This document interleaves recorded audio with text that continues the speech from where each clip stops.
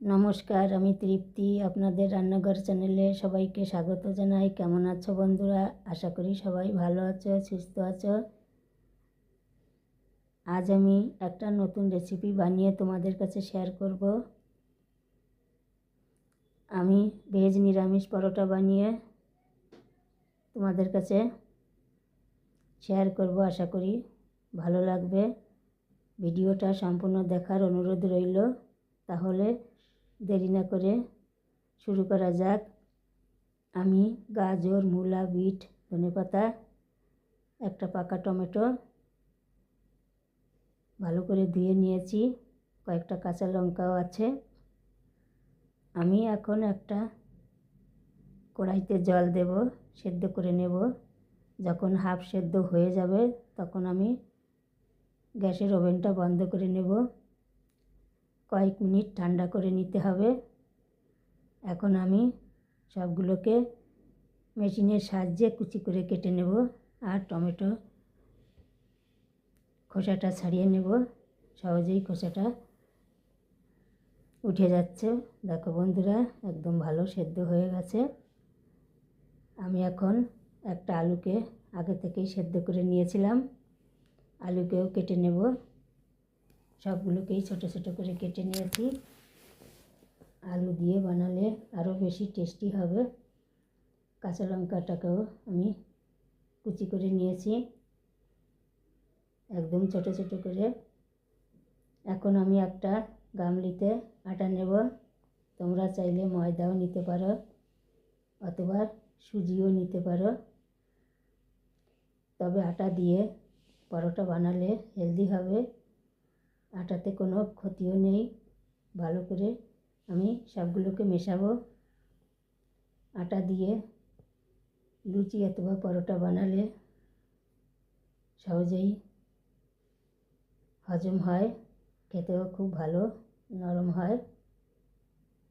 আমি একটু সাদা তেল দেব আর পরিমাণ মতো লবণ দেব, আর ভালো করে মাখতে হবে।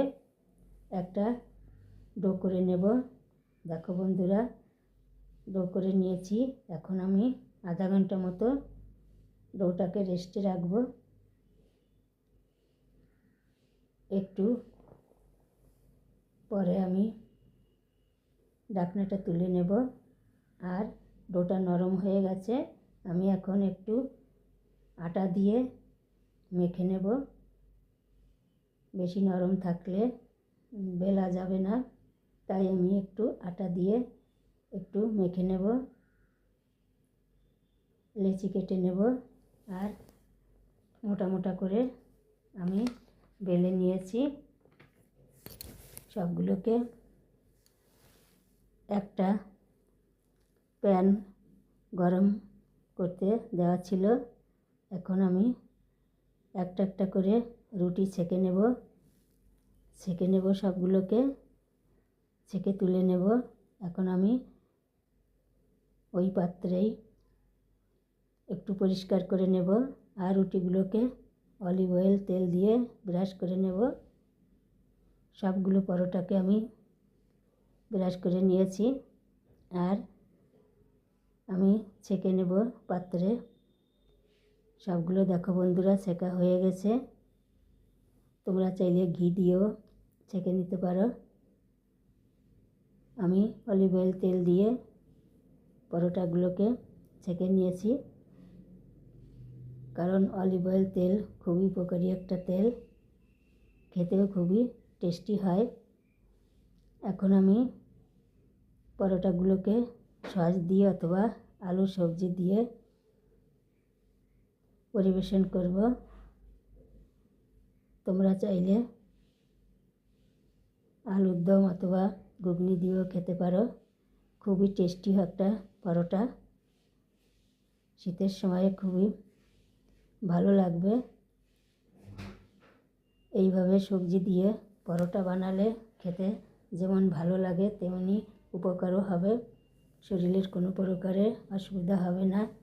স্বাস্থ্যকর একটা টিফিন রেসিপি। যদি তোমাদের কাছে ভালো লাগে তাহলে লাইক, কমেন্ট, শেয়ার করবে। আর নতুন নতুন রেসিপি দেখতে হলে প্লিজ চ্যানেলটাকে সাবস্ক্রাইব করে পাশে থাকবে।